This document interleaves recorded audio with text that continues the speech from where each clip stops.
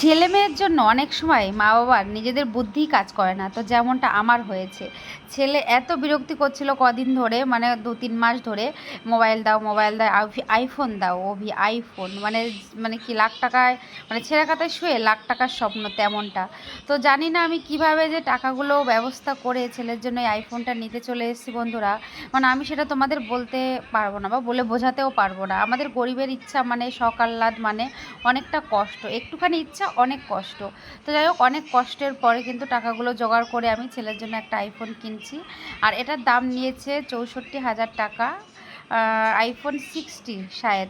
মানে আমি অত ভালো জানিও না, আমার অত মানে আইফোনের প্রতি আমার অত মানে সেরকম গুরুত্ব নেই, বা আমি অত জানার চেষ্টাও করি না।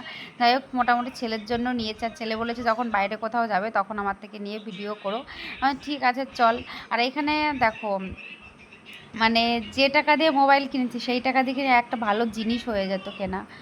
অনেক আছে গরিবরা কিন্তু একটা জিনিস মানে